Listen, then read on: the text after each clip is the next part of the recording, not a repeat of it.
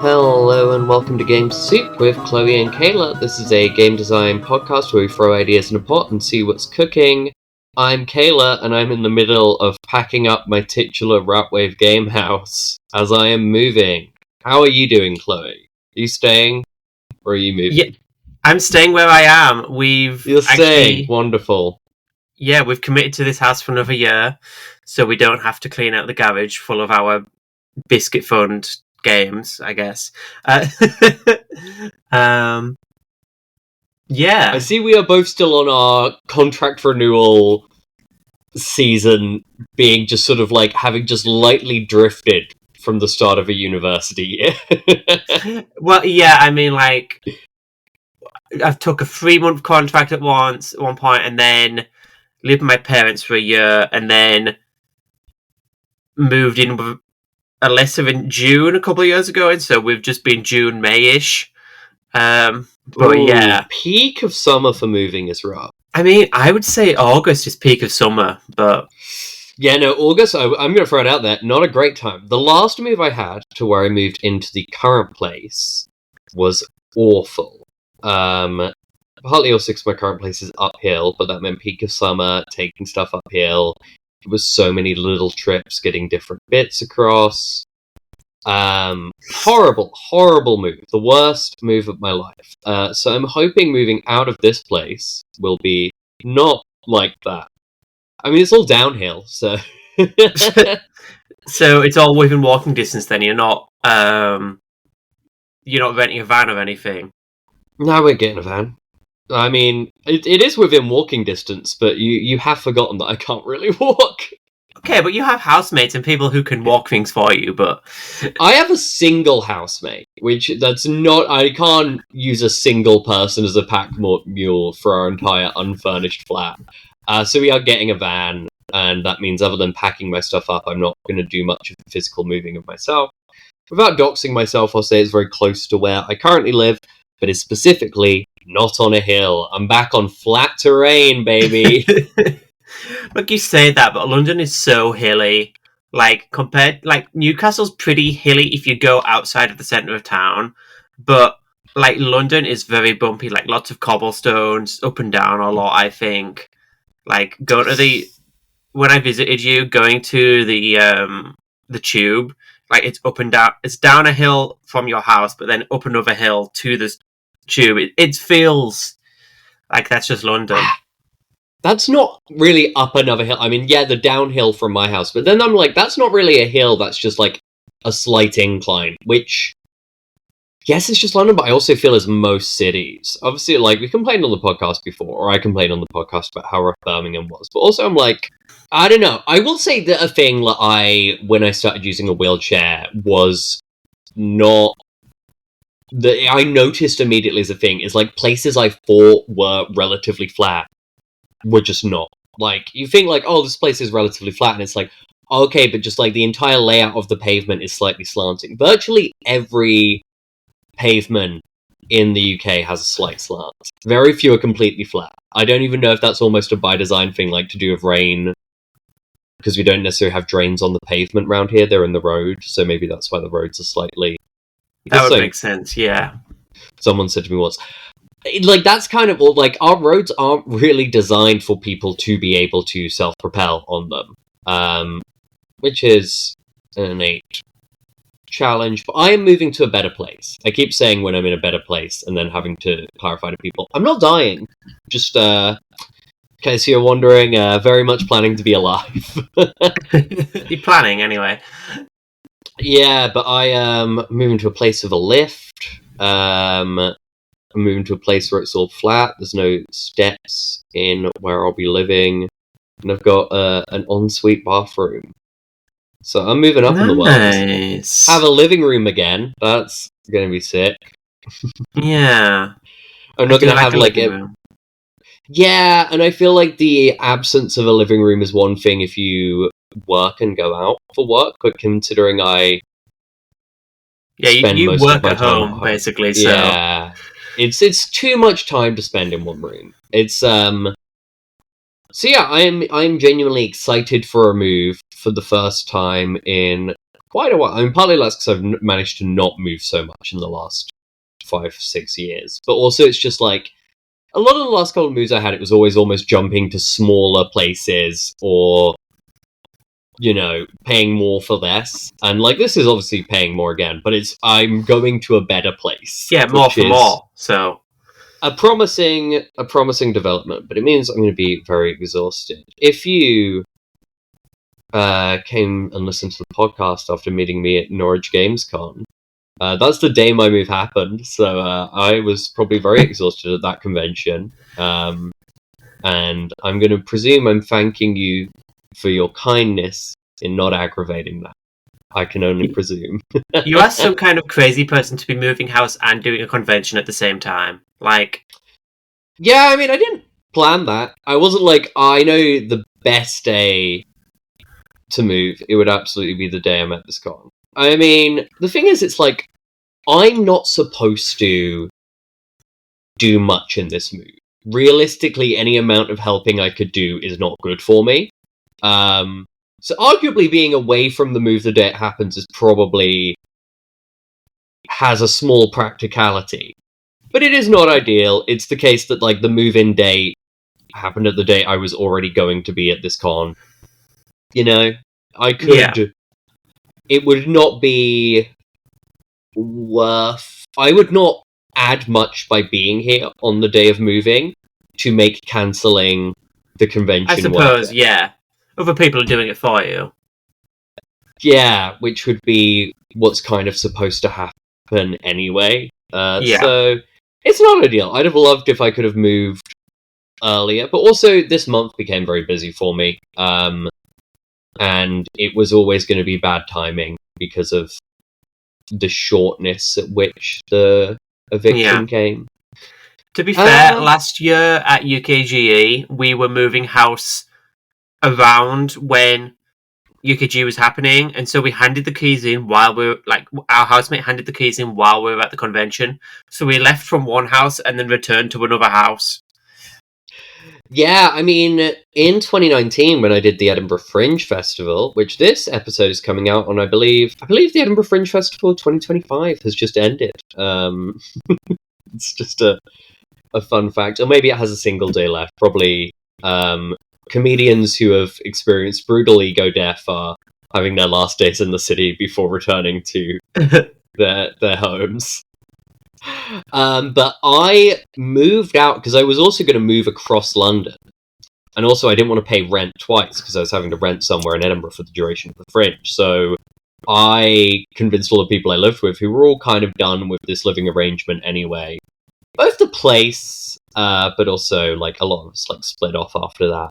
I was just like, can we end this in August? So then we ended it. I put my stuff in storage.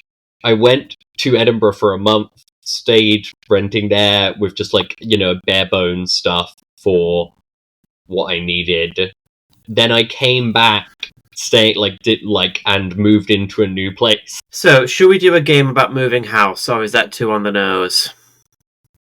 I figured you'd say this, so I was having some thoughts ahead of time. Because I figured we would talk a bit about moving. And then I was like, and you'll say, should we do a game about moving house? I'm sure there's some kind of fun, not even like role-playing game, almost like themed puzzle solo game you could do with maybe like a Tetris thing, essentially like unpacking the game. But I was then thinking about to say unpacking, but you have to put your things into a car, but sometimes you have to leave behind treasured memories or whatever. It's like, oh, that's a video game. So yeah, I mean, do you know the game Unpacking? I don't. I've seen it. I understand that you have to put your certificate under the bed. That's the only thing I know about this game. Yeah, it's all about like rooms where you are unpacking, moving into a new place, and is kind of like slotting things in. So it would be easy to do that kind of same thing with an analog game, and it would more, I guess, be like an analog puzzle game that would have like a almost storytelling element. I don't think it would be a role-playing game because I don't think you'd necessarily decide your character in the same way, but they would... I mean, I think that would be a fun challenge if you could get that license or whatever. But I was then thinking about, okay, so what's a way of not doing a solo unpacking game? And I was like, oh, what if you're doing something with like a vague fantastical movements. So I then thought of, what if this is a Psychodungeon spin-off where Okay. all of the like moving conjures up Psychodragons who are made up of all of the memories and stuff of an individual place when when like people are moving out for whatever reason. And you're essentially like exorcists / movers, where you have to come help like banish the Psychodragon so that people can like pack up their things. And then you're also like the van workers who take across city and stuff. It's a nice 2-for-1 gig.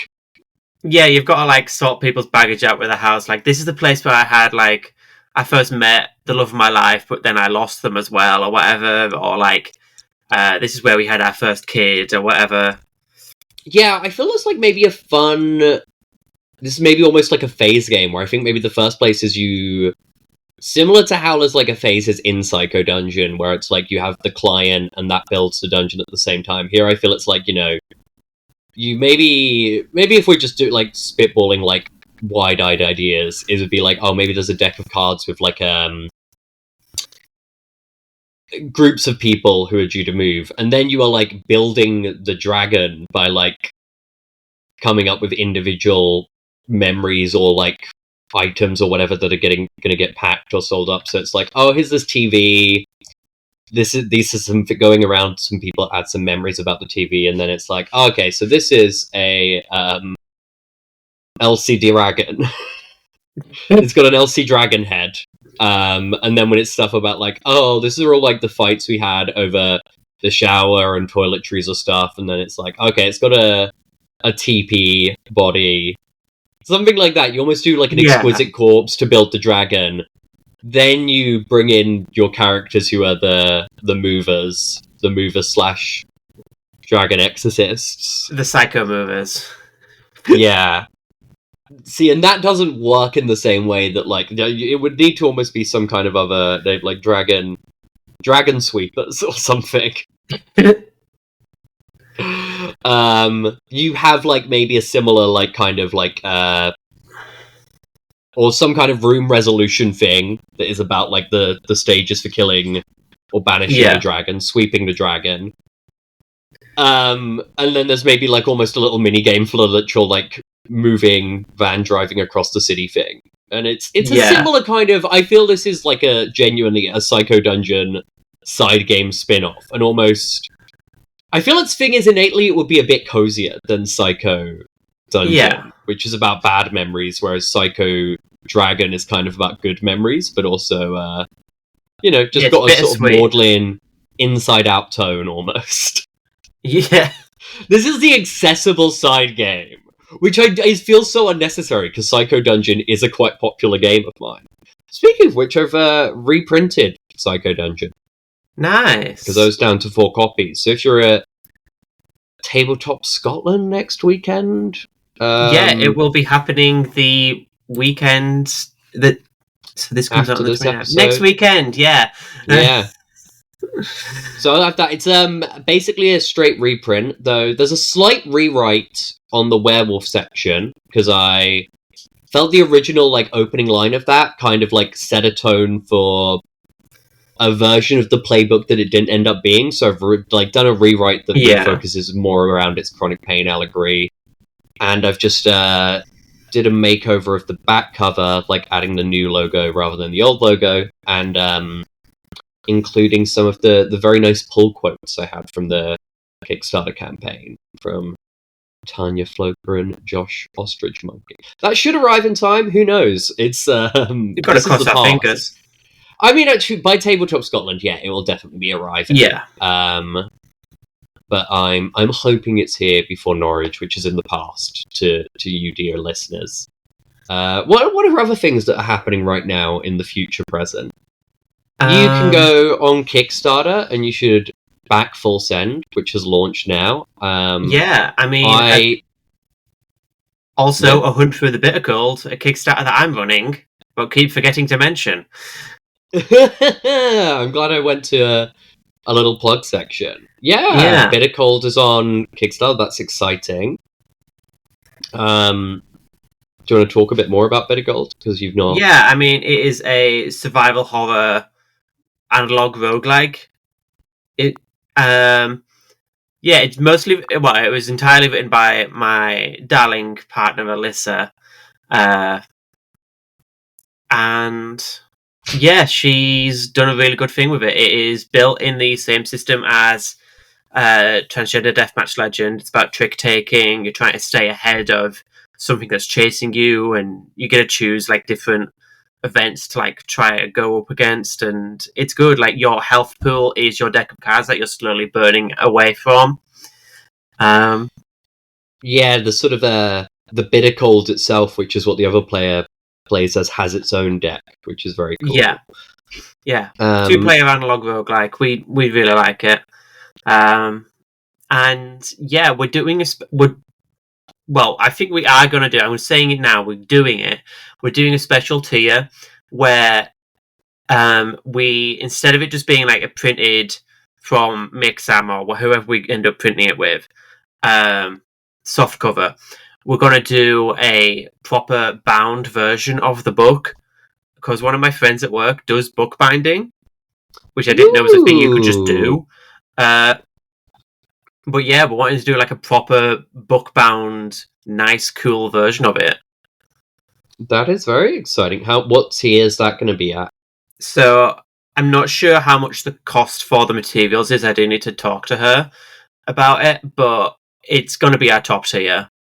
Yeah, no, makes sense. It's like a limited run. Yeah, it's going to be handmade for every person who had this tier. So you should definitely, price that appropriately. But I hope that's going well. Full Send is also a trick-taking game, but in a more multiplayer trick-taking game for more 3 to 5 players. That uses tarot cards rather than the traditional poker cards. And I've done, and I'm finished with now, here in the past, my 22 cards for the Major Arcana, which are all photo collage-y, spooky, not spooky, but like a evocative kind of abstract climbing art. So that's really exciting. I hope that campaign is going well as well, because I think it's one of the best things Laurie has written. I canned my Kickstarter because I didn't need it. Didn't need to be doing that with everything else going on. Was not what I needed. Needed that as much as a whole there. So that does mean, like, in terms of affording a new wheelchair frame, or at least part of that, and part of, like, the power assist stuff, I'm probably going to be devoting a lot of my con sales to that. So it's a good excuse to spend lots of money at Tabletop Scotland if you're there. Yeah. But I am going to release those games. I'm gradually going to release digital versions of Caught in the Remix and I'm with the Damned. I'll finish up the Follow Me in the Night 2nd edition when I am settled in my new place. And then, like, I could see before Dragon Meet maybe this collection compilation coming out in a small run limited form. And then plausibly next year I'm going to try and, like, when I've got more money hopefully built up, I could see myself doing bigger print runs of both Out of the Fold and other games, and this compilation, which I feel I'm going to rename after Caught in the Remix, because I feel that's the best title of the bunch. Yeah. But doing those so I could get them into stores or stuff. I've been working slower, but I've been doing some fun projects which have been more collaborative. So I might also have more of that to talk about. Yeah, slow work's still progress and it's still work. Yeah. I think that's an interesting thing where a lot of what I've worked on this year is stuff that are old ideas revisited or long gestating ideas being slowly sort of turned over and worked into shape. And that's fine. I think I've had a slow down year, which is good and was important. We're in the middle of it, but also I think it means, you know, I'm in it for the long run rather than the sprint. But are we gonna do any recording at Tabletop Scotland, do you reckon? I'll maybe do some attack pods, but we'll see how we are for energy for doing live episode. We're not doing like a in front of anybody thing, but we might do like something in a hotel room. Who knows? Yeah, I mean, we're not staying together, so I feel that's... No. But you never know. I mean, also, our stalls... Have you seen the map? Yes, we are right by the front, which we're quite happy about. Yeah, that seems like a good spot. I think me and Laurie are in a sort of similar but opposite side to where we were last time, but we seem a bit more in the middle of... A bit closer to the middle, not exactly. In the mix, yeah. I'll see how it turns out. It's hard to predict. Yeah, a lot of the bigger people seem to have dropped out of it, but I don't know if that was just because last year was a bit fallow, but...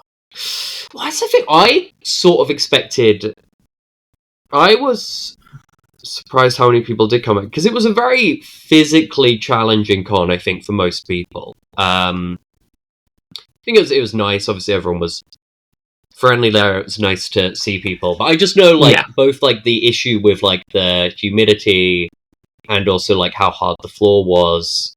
I think a lot of people found it physically challenging, but I guess still wanted to come back. I'm sort of hoping I'll manage the physicality a bit better this year, because I realised that the hard flooring, which obviously people did complain about because of how dodgy it was on the knees, it's kind of great for me, Kayla, now in this year. So yeah, everything's coming up, Kayla. I'm getting that disability tax rebate.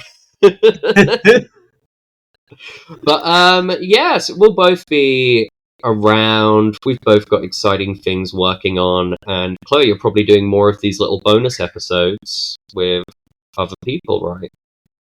Yeah, I'm not sure if we're doing any more, but I mean, keep your eye on the feed. You'll see what comes up if it comes up.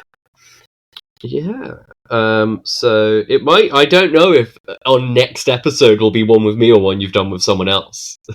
Who knows? It's funny, I don't even know when I'm back on the podcast, but probably soon. And it will be in this is probably the last recording. This is almost definitely the last recording we do in this current place, which is where we started the podcast in, right? Yeah. You've moved during the run. I have yes, not I yet have, moved during the run. We have overall recorded... So you've recorded in virtually in 2 different places. I've only recorded virtually in 1, then we've also done... We've recorded, I guess, collectively in 4 or 5 different places. Yeah, so we did my old house, my current house, your current house, and also at UKGE, so I guess 4 places. 4, yeah.